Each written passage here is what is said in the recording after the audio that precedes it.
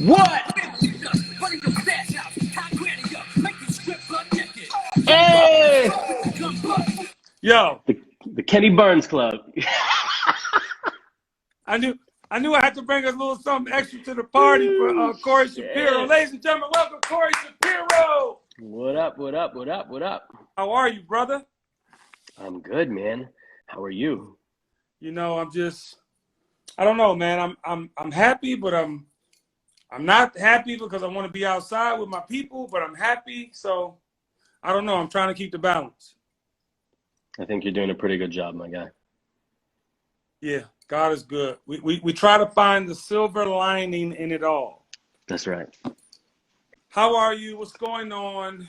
Your family looks healthy and vibrant. Yes. You seem like it's good. Is everything good in Montreal? Yes. I mean, Montreal is Montreal, but everything with me is good in Montreal. Quarantine has been excellent, actually. It was the most fun I've ever had in my life, to be very honest. Wow. Why was that, though? Because you got some time to yourself and family? Because I got to relax. Yeah, I got to relax. We run all over the world all the time, and we're at, beck and calls of events, parties, times, shit like that. It's like, when can you honestly say that you've been paused to spend time with your children like that, Yeah. At first, it's, for a lot of people, it started as forced, but for me, it was like, I've been praying for this every single day of my life. I need just some time where not only do I have to stop, but everyone else has to stop. So for me, it was unbelievable. Probably a bad time because I was in the process of opening a store. Right. But so you have two stores now and a barbershop?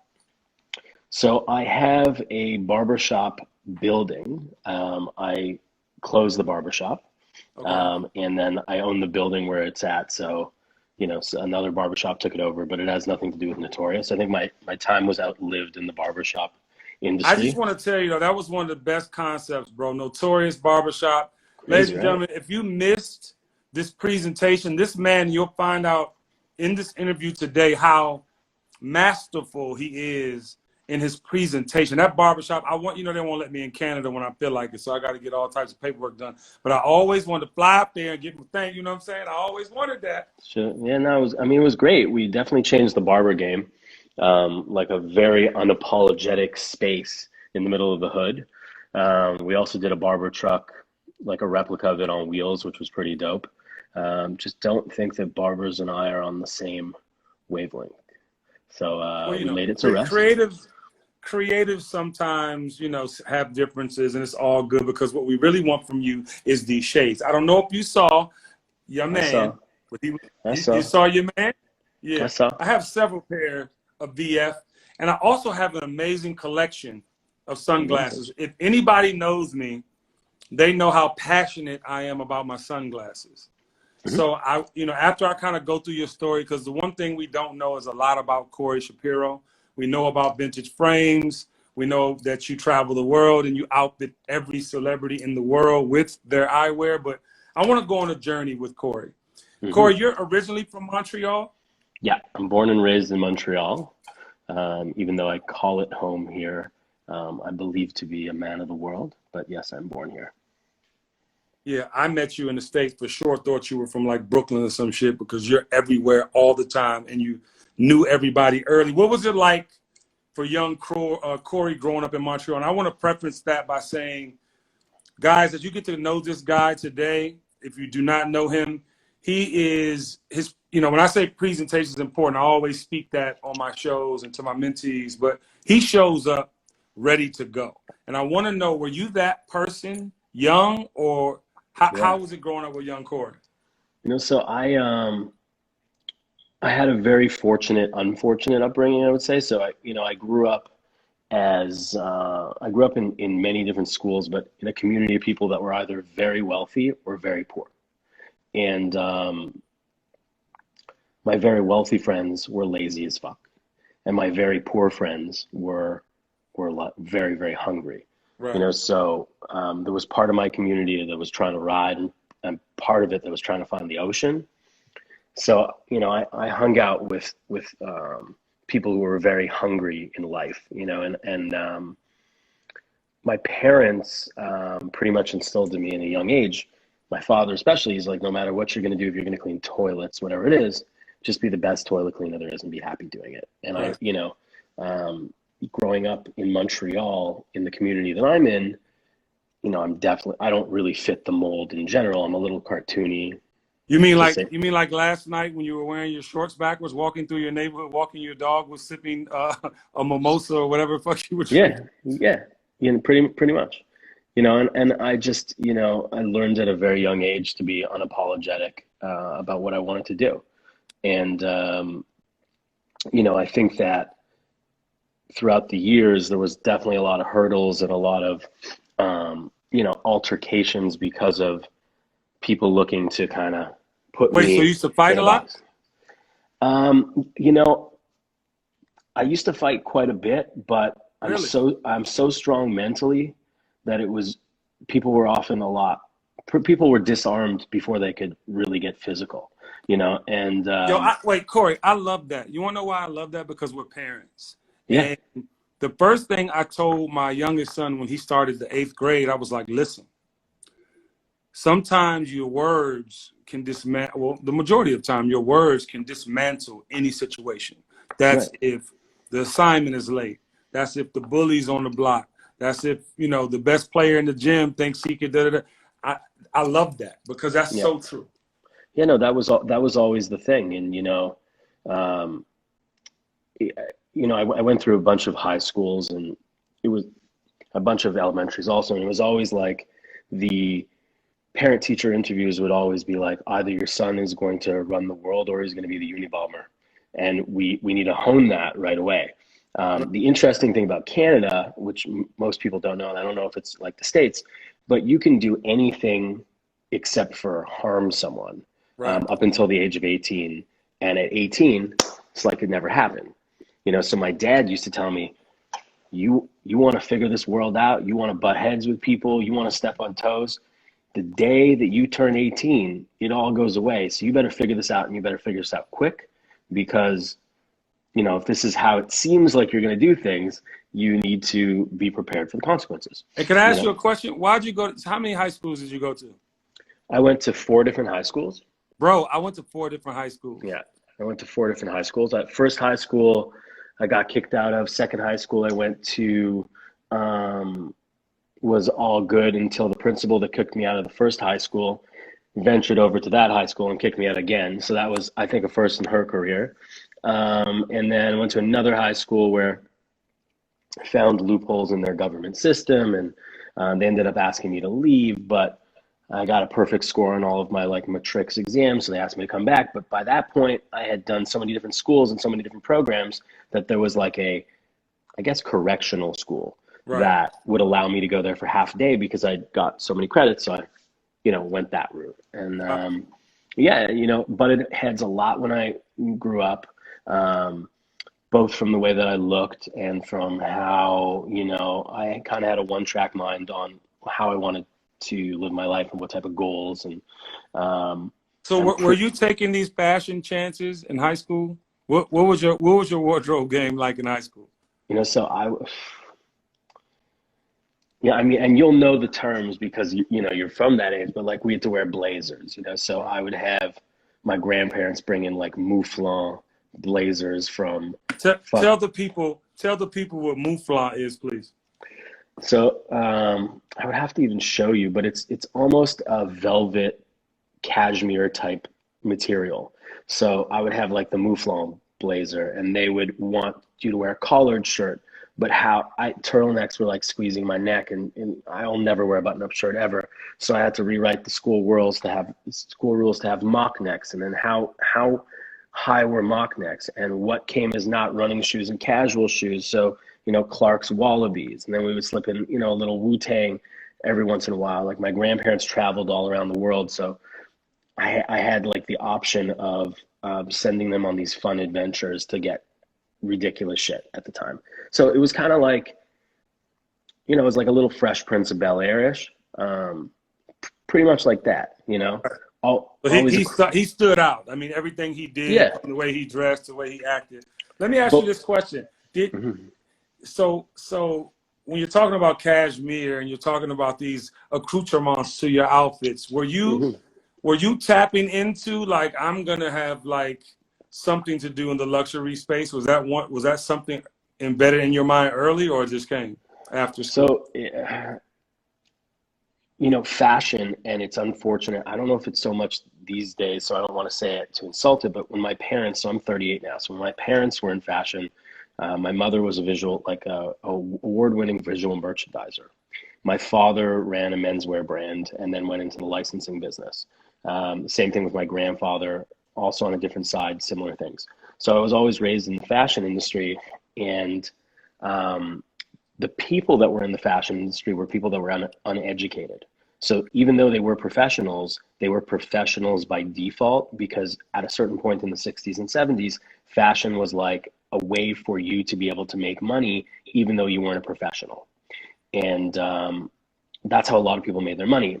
As that was like really rampant, getting into the 80s, starting into the 90s, as recession started to hit, a lot of these businesses closed. Right. So I was always bred understanding that there was an up to the fashion business, but that there was also a down to it. Wow. And, you know, from sitting around people like, you know, I talk about it a lot, but any big decisions that I make at this deli in Montreal. Because in my mind, the visual of success is generally like an overweight man or woman sitting in the back of the deli with like a Star of David on or a big cross on, big rings, in like a velour suit with big glasses, driving a Yo, Cadillac. That people was really loved your cover too, bro. That fucking pink suit with the chest out with the Star of good. David. That, you know, and that I'll tell you about that in a second. But um, as the years went on, so I used to go with my grandfather to this deli because there was this group of predominantly men that would be there every morning. I don't remember the name of them, but they would go, and their success as the years came declined. And they may have had wealth, but they didn't have current income and success. And the major thing without all of them was they were always trying to complain about, you know, backstock or sizes or all this type of stuff, you know? And that was one thing that I never wanted to have, you know. So some of my first endeavors were clothing and some, you know, sneakers and shit like that. But my search was to have something that I could express myself in, um, and where there was no sizes or very few people knew about the sizes, right? And more so, if you could look at the, you know, business pattern of these people and see how, you know, there was a lot of people, you know, worked for the high, rode the high, but weren't really prepared for the low. Like Right. what happened? Who is there to pick up the low? And is there not some way to make, you know, some type of financial gain off the low? Um, you know, so that combined with the fact that um, I went to fashion school and I was kicked out of fashion school.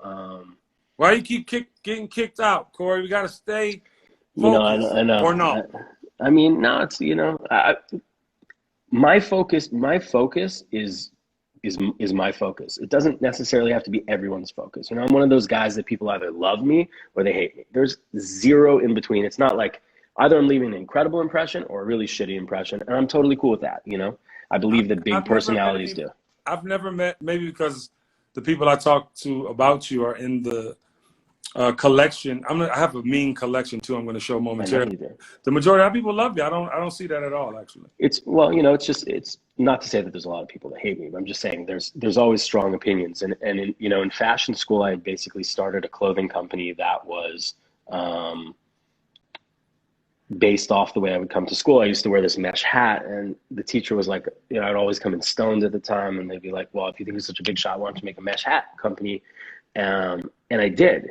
And it became so successful before Von Dutch and any of these companies that like all the media was always wanting to talk to me about shit. And the first thing I would say in the media was how this school was terrible, you know, because Right. marketing, as you know, in the field that you're in, either you have it or you don't. You know what I Period. mean? You can mentor someone as much as you want, and that's fine. But at the end of the day, you got the spark or you don't. And there's nothing wrong if you don't, but you can't fake that. It doesn't matter with Instagram or what you wear, none of that shit. There's a pureness to that type of a success. So in fashion, the only thing that's real is history, right? Because history is really the only thing that's factual. And you can't really teach someone marketing, because I could have zero schooling, you could have zero schooling, but we can be better than someone who has Ivy League marketing, you know? So I chose a fashion. Corey, guess what? What's happening, man? I have zero schooling. Same. Do I need to pick? I mean, shit, I could pick up my guy, but he's a bit heavy. Yeah. Don't stun on me, Corey. This is not the time. I'm not. I was looking for your whiskey in here, but I don't have any in Canada, which is kind of fucked up. And yo, we need the Uncle Nearest is coming. Send me an address as soon as we get off. We're gonna smuggle it in. Yes, we will. Yeah. So anyway, basically, long story short, I was interested in something with fashion, but I was really looking of a way to exploit people's downfalls in it and not ride the wave of like the cool shit, right? Ironically, you make the coolest product on the planet now. How was it transitioning from that to your passion for sunglasses? For eyewear? Well, eyewear, there was no sizes, right? There's a couple things that I looked for in a business. There are sizes, but very few people know about it. But there's no sizes, that's first of all. Second of all, I can invest my money into it and feel safe about it, because unlike a garment, there's no seasons. Third of all, if it sucks the next day, let's say these glasses suck, there's someone in the world that needs to use it for medical. So you have an out, right? And if you're buying vintage products which are already out of style, and working with, your friends to create a fashion cycle to revive them, your potential of loss is a lot less than anything else. So that's really how we kind of started. I want to say this, ladies and gentlemen, and I'm going to take these vintage frames off to go on a journey with. Are we doing a frame change? Yeah, we're going to. No, I'm just going to. I want to go through. I have about 10 or 12 pair I bought from you, and I'm going to literally kind of go through the glasses, because one thing you just said was like, I didn't even know about the Goliath until you. Oh. Like I didn't even know about this big frame until you. Like I didn't know, you know what I'm saying? And you actually have a VF frame. Yeah, the X. Great. Can you hear me? Yeah, I can hear you. Can you hear me? Yeah. Can you hear me? There you go. Perfect. Yeah, I can see you perfect. But these motherfuckers, man, I used to think glasses that was so huge would not be, attractive. But these motherfuckers is cold. You look very sexy, Mr. Burns. Thank you, Corey. I appreciate it. But you put me onto these, because I would be in kind of like, I remember the first pair of glasses I bought from you were these. And we're going to go, you can have a little fun fact about the glasses or whatever you want to do if you want. But these, I think, were my first Corey Shapiro purchase. Watch this. Wow. Yeah. In a hotel in Toronto. Or was it? No. I don't think that was the first pair. Yeah, Moda 404 was the first time that we met. But those weren't, were those from Moda? No, these weren't. These were from. No, I think it's from Toronto. Wait, what did I buy from Moda? Toronto. Were these from Moda? Hold on. I have a bunch of glasses. I'm so proud of Corey, because he literally, ladies and gentlemen, will come through. Just say he'll come through the neighborhood, right? Moda 404, my guy Quasi, and he used to sell vintage, or still sells vintage Chanel jewelry. And my wife loves, and that's actually the first thing I bought from you was this whole set she wanted. And he used to have the most incredible glasses, right? And so these are another pair, I think. Yeah, these are one of my favorite pair of Cartiers I got from you. But he would come, ladies and gentlemen, and he would have like a crazy presentation. He have all this fucking MCM duffel bag, briefcase shit going, rollers and shit. And he would come up in the shop and literally just like no security, from a different cut. Yeah, just balls out. I asked Quasi, so I can do this. Hey yo, I asked Quasi, I was like, your man has like $70,000 worth of glasses in here right now. Is He's like, yo, man, Corey's the coolest, blah, blah, blah. And I swear, I think you even might not have sold out, but I think you might have sold everything you intended to, because the Cartiers was flying. Flying. And that was the first day I met 2 Chainz. And he was just becoming 2 Chainz at that time. And like quasi filmed a video of me and Chainz. I see you there. I see you. And it's probably like the funniest video ever, you know, of us like literally meeting and creating this relationship of like antagonistic, like realism where, you know, he just goes at me and I fucking go at him, and it's funny as shit. I like those. Bro. Your eyeglass game. Now, this is a very special frame. And the reason why I want to bring this frame up next is because you actually made your version of it. If we know anything about fashion, the history of anything, you know, there's inspiration in future products. But this is one of my favorite glasses of all time. Damn, I made history. Okay, the Alpina M1, West German. Yo, this motherfucker right here. Hey, yo, when I bought these from your ass, I thought I was on steroids. I remember you coming through, and you came through with Ronaldo. Ronaldo Nehemiah, my brother, yeah. That's it. But I wanna focus and feature these because I think you did an exceptional job on the remake. If you can see these vintage frames, you see the screw thing similar to the Alpinas, but definitely his own version and style of it. Talk about these, and obviously Alpina was one of the inspirations, but this is one of the, I get a lot of compliments on this right here. So the interesting thing about that, so the 2 frames that you pulled out, the Ultra Goliath, which has turned into my XXL model, even though I did a collaboration with Goliath, and those is the whole ideology of my company is based around that. Because when you put on these glasses, you assume a personality, right? So they might not fit you, but they give you the confidence to be whatever it is. And that's kind of like the whole thing with my company is you can put on a pair of glasses, you can walk into a room, and you can try to be like that dude that you want to be, or lady, or however it might be. And if you feel uncomfortable with that, like that flex, you can just take the glasses off and you'll be good. If you did that with a t-shirt, you would look pretty fucking crazy if you walked in the room and then, you know, just took off the t-shirt. You know, even though I may have a couple of times, but we both have done that for sure. Yes, sir. That glass combines different this glass attributes. The other one that we did, which is called the Axel. So it's named after Axel Foley from Beverly Hills Cop because he wore one like that. Okay. But there was a couple flaws. Yeah, he wore the original, the black one, but I designed this one with him in mind. So I took the front part from the M1, which was a little bit droopy for most faces. I squared it off so it fit a little bit more. People gave it a spring hinge, changed the arms around, and made it fit better than the original.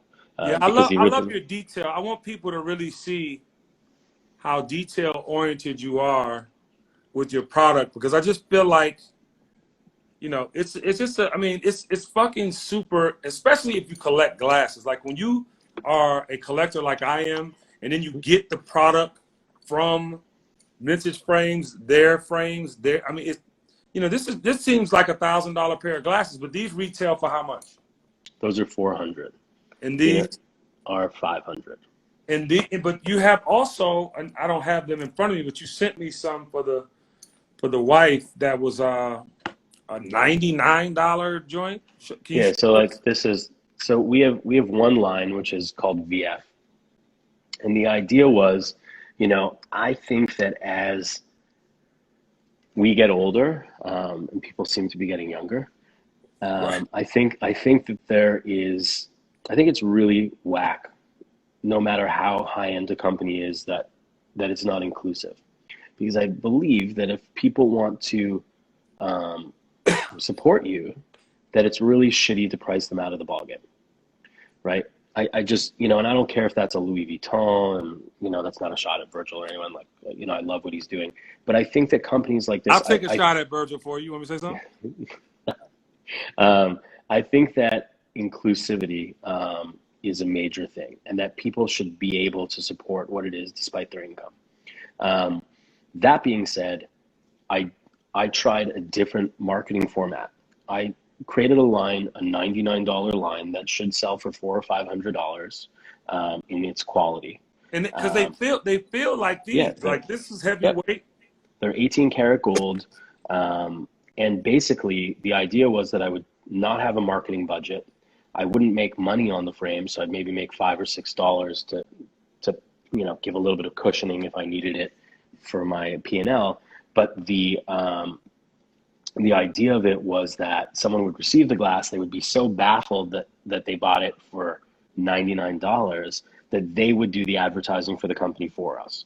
And it made it easier the same way that someone, Was that one campaign? I don't want to. I want to give you all of your flowers. You had a campaign on social where you yeah, could go. Was that the frame and put your face in the frame? Remember? yeah, the Detroit, yeah. So we did an AR thing to make it easier for people to try on and stuff like that. Okay. But the idea was, if you can only afford $100 and you want to support us, great. And you should have the best product that money could buy for that. And if you can buy a $400 frame or $250 or $1,000 or whatever it is, that's just how how we like to roll. And instead of putting money into marketing, we would just let the people do the marketing for us, right? So we wouldn't lose anything in it, and we'd provide them something that would make them so ecstatic that they could, help us out. I love so that. that's kind of where we are. So I want to go into another frame because I have many that I've gotten from you. Sure. These are another one of my most adored frames from my pictures and when people see me in these. Mm-hmm. I like this. Okay. I think I paid like, I don't remember. I think it was close to a G or something like this. But Yeah. He those are ladies, not from me. These aren't? No, those were made by a company. Well, they're made by Cazal, but one person made the whole purchase of them so that they could put them under their store. But they are sick. These are nuts. I didn't get these from you? No. You know your fucking inventory. All right, let's see what else I didn't get from you. Hold on, another pair. I like the honesty, thank you, but I was trying to give you all the credit. I mean, shit. Gotta be real about it. No, I don't know. I don't remember who I bought them from then. No, I know. Because there's probably some collector here that goes, no, that's not for fucking you. And watch these. You're so animated when you put this on. I love it. Ooh, Porsche 5623.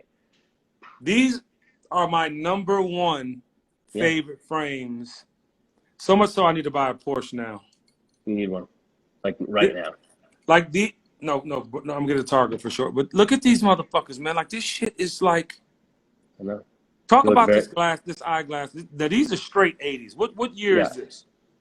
So they started them, I think, in '84, that model. And originally, when you bought a model, every year a book was released, and you were listed in this book. But the idea of it is the bridge pops up so that you can. It was the first time that you could change lenses.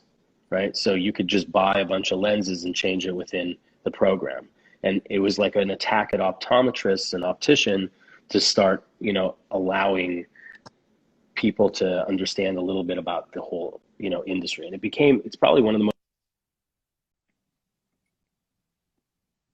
top three. Oh, did I lose you? No, you're there. There you go. You said that what? Top three what? Top three most iconic glasses are the Alpina M1, the Porsche 5623 or 5621, and the Goliath. Those are like literally top three.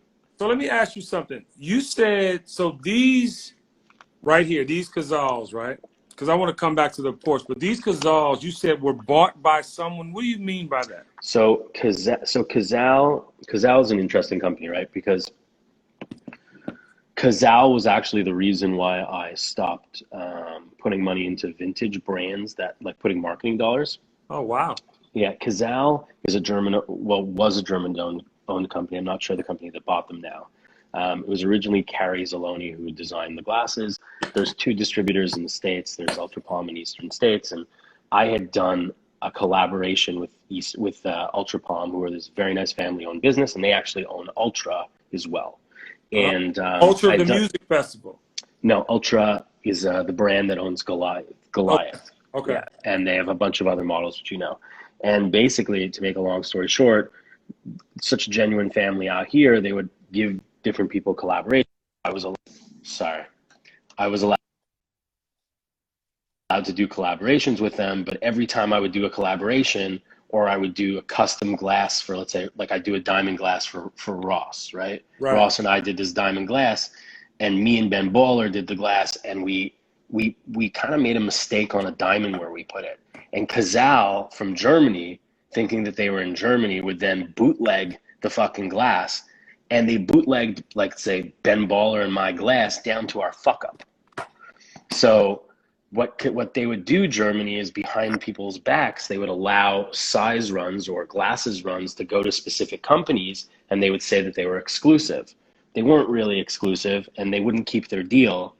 And because of that, there was the demise. So like when you saw everyone wearing Cazals, that was really me getting behind Cazal for the fuck of it, because I had so much stock and help, you know, raise the brand. But, right. you know, then honorable, then they weren't. That's okay. Honorable. And how many people do you see wearing Cazals right now? You know. All right, let me ask you a question. I have a lot of Cazals from early, right? Yes. I want to know if you sold me this pair.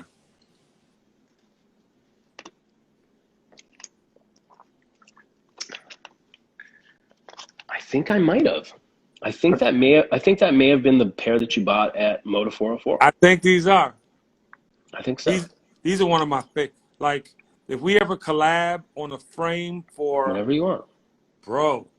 Oh, the Goliath. Do you custom order colors in that, or yeah. Yeah. Oh, so people can actually request colors and you make them? I mean, so at this point, I own a factory, right? So we produce. So I own my own factory, so I can. Yeah, I mean, you know, you gotta vertically integrate. I can, you know, is it a bit of a pain in the ass? Yeah, but if someone pays to do it, it's my pleasure. You know, if we wanted to customize a lens, obviously we could do that. But yeah, we could customize a glass. All right, and I want to say this, ladies and gentlemen, when you go and buy your first pair of VF glasses, you still have vintage too as well, correct? Yeah, we have over 1.2 million vintage units. Yeah, that's nuts. But you can actually get so many different lenses. Yep. You know, are you in the store now? Or are you in your office? Where are you? I'm not. This new store was so hectic. I'm in my home. Okay. I took a trip all the way home to make sure I was uninterrupted during this interview. No, I love it because it's important. You have probably one of the biggest selections of lenses in the world. Oh yeah, by far. Even lens companies don't have this amount of lenses. You know, you know, when we had met, I was selling purely vintage, which is still, like, you know, a major thing. But everyone knew that the vintage glasses always came from me, right? But we needed a way to make people understand that they actually were 100% from me. So we created this thing called a multi-flash, which is pretty much in this. So it shows motion to a lens, right? So there's 13 different colors. This is the base of it, but wait, you know, there's 13 different reflective colors in that? Wow. Yeah, so there's all these gradient filters over it, and it creates this type of, like, very move. You're back. When you put it on. Right. Sorry about that. No worries. So there's all these different colors that work between this whole thing. And the reason for it was, you know, how do we add some equity to these glasses so that when you know, our artists or our friends or clients are walking with them, that people knew, okay, yeah, cool, 100% they're from vintage frames, because a bunch of people tried to obviously jump on a vintage bandwagon, even though they're not competition to us. We just needed to figure out a way of integrity to do the frame. You know, and all eyewear was actually meant to have the lenses switched out, because they're generally meant for prescription. So by switching lenses and offering, like, a real diversity of lenses and colors and options and flashes and shit like that, you're not fucking with the integrity. You're doing what you're actually supposed to. Nice. Yeah. So let me ask you a question. You know, I talked sir. about your presentation and how I met you. You actually are an ambassador for MCM. I used to love to see you come through with pieces I've never seen. Like I said, you always come with these cases of MCM, whatever, with the glasses in them. What did you learn early on that made you know that presentation, to get these people to buy into what you're doing, you have to have all of these things? Because when I tell you, ladies and gentlemen, this is prior to his store, but he used to show up and set up. It wouldn't be like, here's some glasses. It'd be like, ha! Yeah, let's go. Well, my mother is a visual merchandiser, so like I didn't when I was at her house and didn't have like umpteen amount of toys, I used to set up whatever toys I did have or whatever was around the house in like these visual presentations, and I'd take pictures. Like that was my thing. I can't really draw well. I can dance. I can't sing, but I figured like needed to find a way to express my shit. And thank fucking God I can't rap or sing, because a lot of people would be out of a job. Word. I say the same shit all the time. I'll be the coolest R&B singer ever in the history of the world. Shit, Yeah, so no, presentation is a major thing, and on presentation, you could kick people around a little bit. So like we've done glasses that have come. I don't know if you ever saw them, but we were in Toronto and we almost got arrested. Do you remember? Are you there? Did I lose you? Oh, yeah, there you go. You there? Can you hear me? Okay. Yep. You remember so we've even done frames where we put them in fake cocaine kilos. Do you remember that? Dog, I was just about to bring that up next. So wait, first of all, what are the, like, 4 people in a row just ask what this frame is called and how those much? they're called the Masterpiece XL. They're $400. We have them either at Neiman Marcus or on vintageframes.com or one of our stores. And they can be customized in all kinds of lenses and all that type of shit. And I have like a gold kind of like matte. A gold flash. Yeah. Yeah, gold flash. This shit is so dope. But ladies and gentlemen, I met him. I was allowed to come back into Canada for Caravana. No, it was All Star. It was All Star. It was All Star. I think it was All Star, yeah. Because it was cold as shit. So I remember he says, Kenny, this is me, by the way. He says, Kenny, I have this fucking promo that you're gonna love. And now people tell you shit like that because they know you're gonna come through, whatever. He said, but you're gonna love this. I guess he knows my background. I come to the fucking hotel. He was at what was the hotel? It was one of the best hotels in some Ritz, whatever, right? So I come into the thing, and he brings out what looks like a brick of cocaine. I'm like, yo, this is a setup. I have nothing to do with it. No, I'm like, what is this? And in the brick, it's wrapped. You know how like you see the tape, and so he has vintage frames tape. It's a whole thing. Then he breaks the brick open, and inside the powder is some fucking sunglasses. Yeah. I was like, what the fuck kind of genius shit? This is a Kenny Burns idea. What made you come up with that? Because it worked like a motherfucker.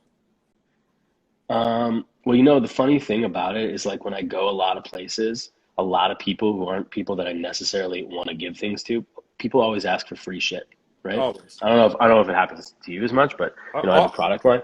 Always. Everyone wants free shit, Every time we drop the BRNS collection, it's like people want free shit. Uncle Nearest, right? Uncle Nearest, can you send me a case? Send you a case, buy it. Your brother is like finally an owner. Exactly. Yeah. So that's I firmly believe in that.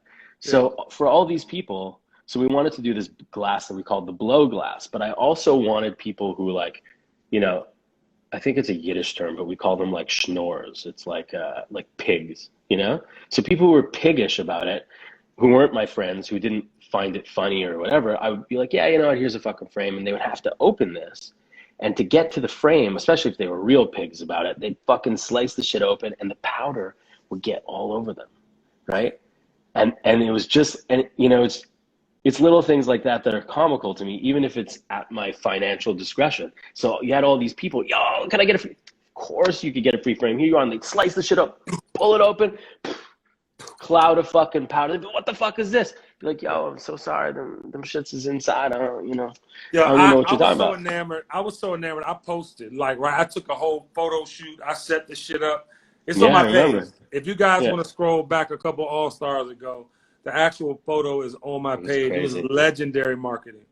Oh, it was great. Yeah. So, we try to do fun shit like that. Like we have a can coming out that's like Jurassic Park, like a Barbasol like when they hide the embryo, so you'll open it and it smokes out and the frame comes out. We got shit with videos.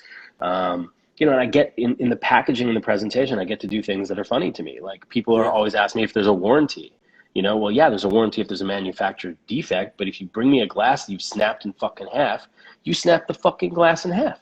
It's like, you know what I'm saying? Like, you're not going to go return underwear that you soiled and be like, oh, is there a fucking warranty? So on the inside of my box, when you pull it out, or on the inside of my glasses, it says, take care of your shit, Corey Shapiro. Yeah, And people are like, they're like, you got a warranty? Several of them. Nah, take care of your shit, dude. Or like, That's or some Donald fun Trump stuff. shit, though. That's so, the one thing I hate in life is a thief and a liar. Yeah, I saw The Mask, ASAP. Dope. Go to fucking Lens Crafters. If you don't trust us, go to fucking Lens Crafters. Yeah, the one thing I hate the most in life is a fucking thief and a liar. There's no reason to steal, and there's definitely no reason to tell an untruth. There's just not one reason. Unless you about to die and the lie could get you to live. Yeah, exactly. Yeah, for sure. But I love this new project, man. I want to talk about your store.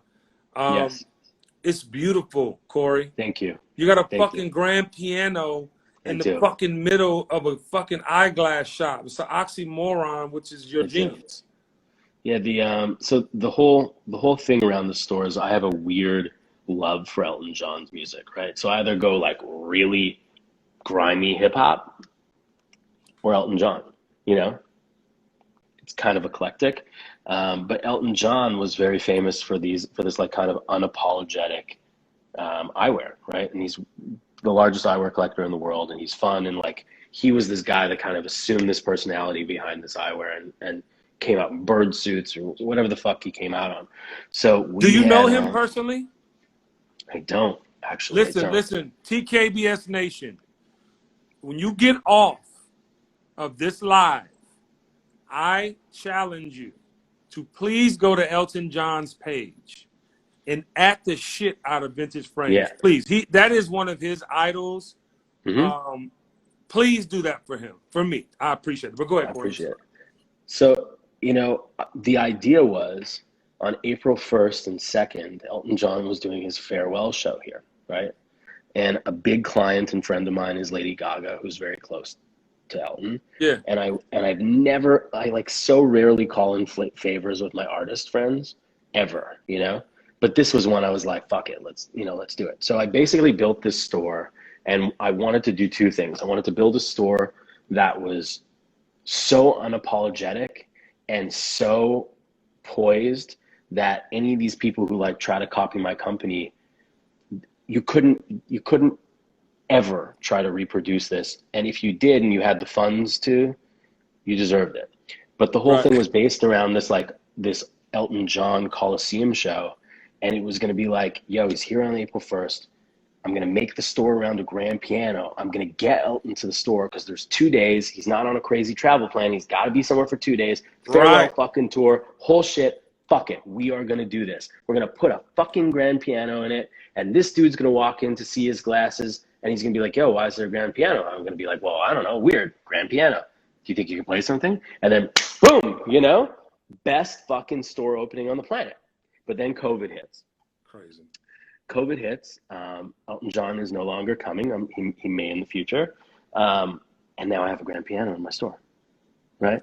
I was really wondering why the grand piano. Because ladies and gentlemen, when I say you should have saw this barbershop, and you can actually, I'm sure the pictures are still up somewhere. Yeah, sure. But Notorious. Go check out. I mean, he murdered it.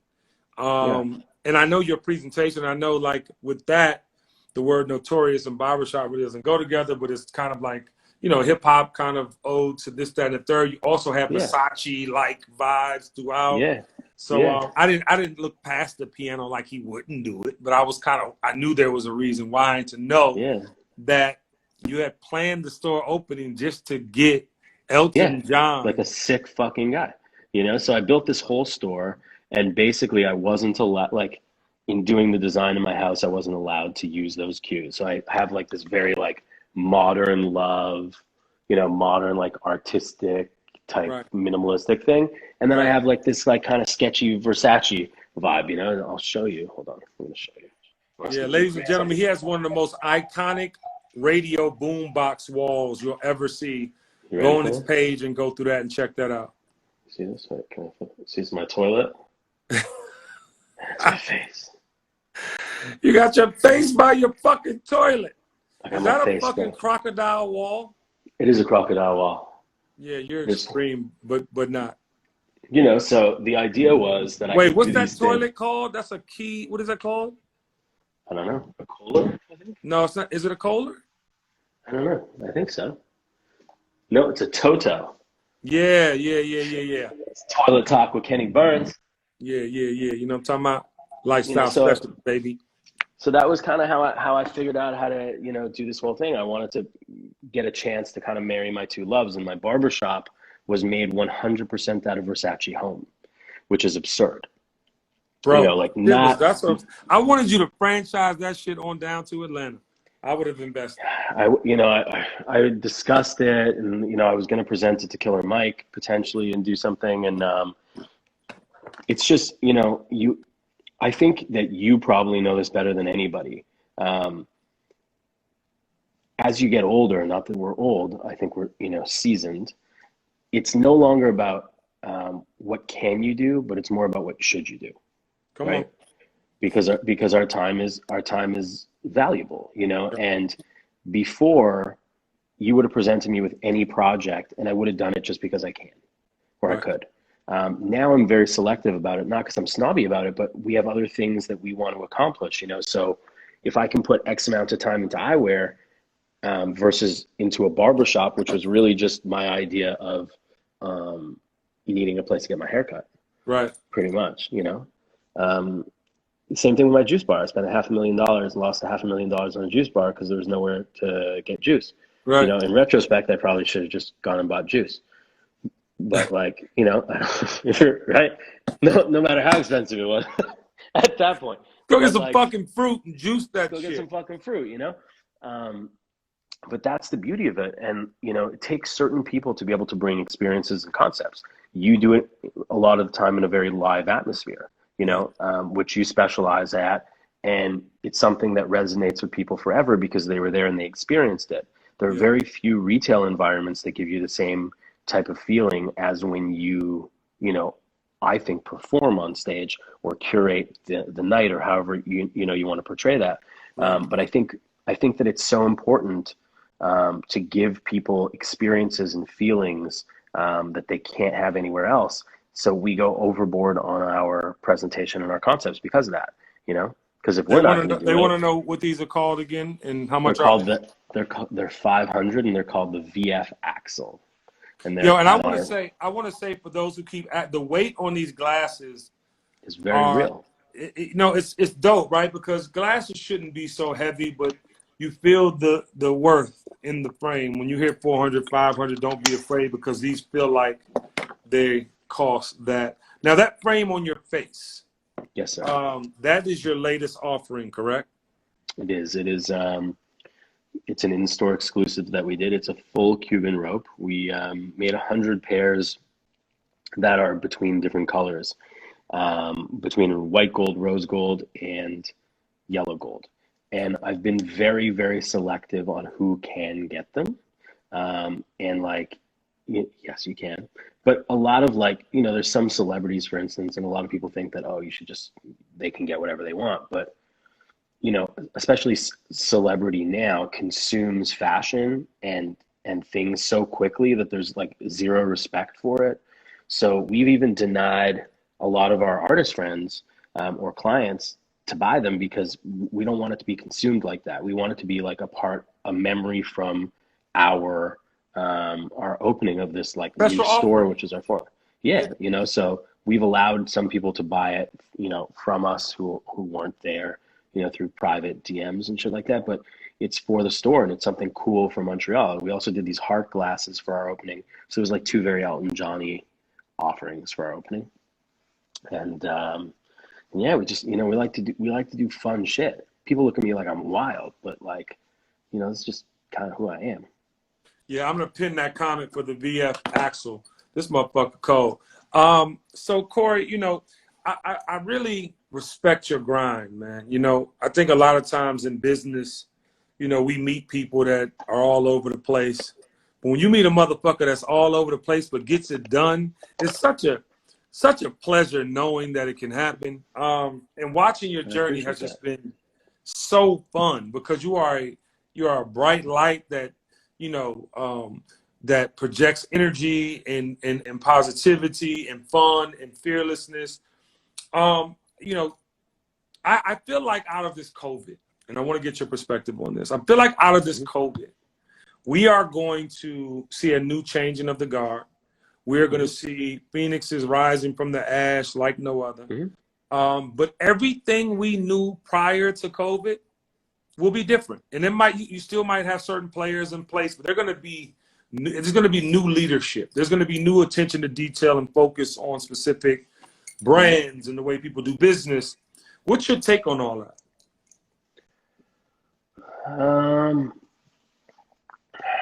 You know, I have a very different take than a lot of people, you know, and, you know, I don't know the right way to put it, but not that I really care if I offend people, but we've been blessed with a certain amount of a celebrity status, you know, despite us not being Celebrities. actors, what are celebrities, right? And I truly appreciate that. I appreciate that because it moves the needle. It's not what I strive for in life, but it is what a lot of people strive for. And with the use of social media and the use of the internet, people have been able to falsify that, right? Right. And people have had very fake plays with it, you know, and I had to bring out yeah, you made a presidential statement. you I know, had to bring him out. and you know, I don't think that the coolest person is always the coolest person in the room. I think the coolest person in the room is the one that has accumulated something and been able to take care of their family and has something of, you know, potential growth. And it doesn't necessarily have to be wealth, but of, you know, some type of merit that can leave a mark or be passed on and that type of stuff. Yeah. And I think that COVID leveled all the people that were full of shit. Come on, bro. Now You know, your and whole shit is coming out, yeah, Corey. but you know, that's the reality. And like, I have a lot of people that try to bite at my ankles with the vintage shit, and it's whatever. You know, when people send a comment, oh, there's this guy and blah blah blah, and he's selling it. Well, that's cool. You should go to that guy. Right. You know, it doesn't bother me. You know, my son's not eating or going to school because of that. If you want to support me, I believe you should support me. Right. And if you don't, you don't. And I think that, you know, there was all these companies that were sitting down and they're like, what is the COVID message? And, you know, what we did was we did something that was different. My message, I wouldn't be here in this house, you know, driving the cars, being able to put my son, you know, where he can go to whatever college he wants, despite having to choose more aggressive choices in life, or my daughter. I wouldn't be there without these people. Yeah. And while all these companies were searching for messages, Gucci, Vuitton, whoever, the message was humanity.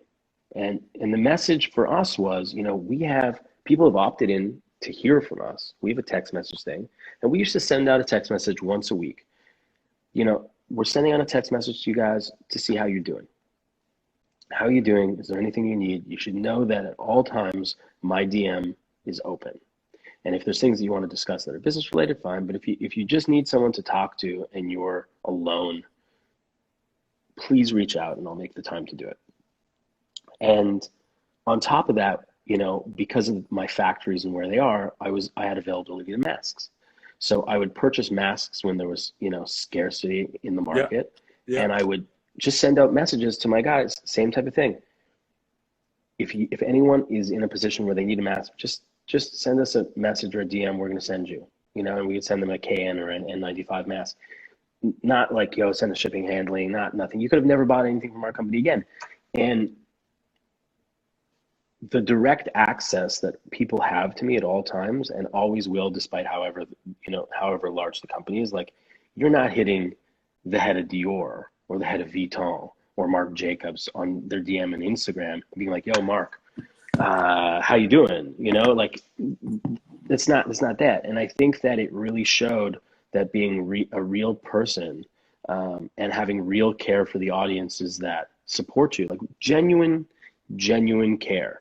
I think that that was the difference in this whole thing. And I think the companies that didn't do that, not because they didn't figure it out, but companies that didn't do that because the CEOs or designers or whatever position wanted to do that, I don't think they should have lasted. Yeah, And you know what? No, I just have to say this. That's why, when you deal with people in this industry, you never really know what you're gonna get. But I know, I trust in Corey Shapiro. And I think that statement is profound because we're dealing with right now with our president. We're dealing with an inhumane leader. How can you be inhumane as a leader? And that's what I mean by Phoenix rising from the ashes. This is unlike any time in my lifetime, in my 40 plus years on earth, I've never seen this type of energy, so intense. And I'm talking about bigger than the civil rights movement. I mean, you can imagine, obviously that era and what they provided for us and how they made it possible for us to be in the current positions we are all in as Black and brown people. But, I've never seen white people denouncing white people. No, we're not that white person. We're not a bigot. We're not a racist. We're not a classist. We're into humanity, and we're marching with you. We're standing for you. Not only are we marching for, standing for, and participating in these protests, but they're changing the rules, bro. I don't know if you know, but they're changing state flags. They're taking down monuments. I'm watching. And this is action.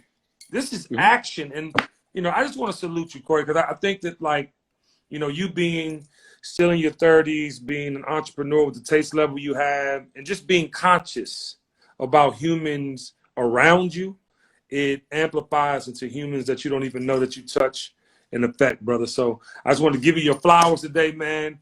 I didn't know we was going to do a whole home shopping network moment, and I was going to be trying on glasses, but these glasses are amazing. I hope that, TKBS Nation supports you because you are, you're a true entrepreneur in the sense of the word and a great human, man. And it was my pleasure to have you. Same to you, my man. I really appreciate it. Very, very proud of what you're doing. I'm watching over here from Canada. Yeah, not far at all. Up the street. My guy. I need you to get me clear, dog. I don't need to be fucking paying lawyers every time I come back to that fucking place. And I haven't come to Montreal because there's no business for me there. And I want to just be able to come play the piano. I am the business. Hey! Anytime you want to come, I got you, my G. All right, brother. Love you. Keep going. Peace. Peace. Ladies and gentlemen, Vintage Frames, please go to Elton John's page and tell him about that man. He needs to meet his idol. He deserves that. We all should meet the people that we love, admire, and respect. And because I love, let me put my glasses back on. Hold on. I had glasses on. I got gold teeth. I thought he was coming on in the first. So I went and got the gold teeth shot. I got, all that. But because I respect and love you, TKBS Nation, tomorrow, I'm doing another playlist. I got to go. Yeah, I got something to do. But at 3 o'clock, I am unleashing onto you another playlist. And this is called TKBS Presents for Lovers and Friends. You know what I'm talking about?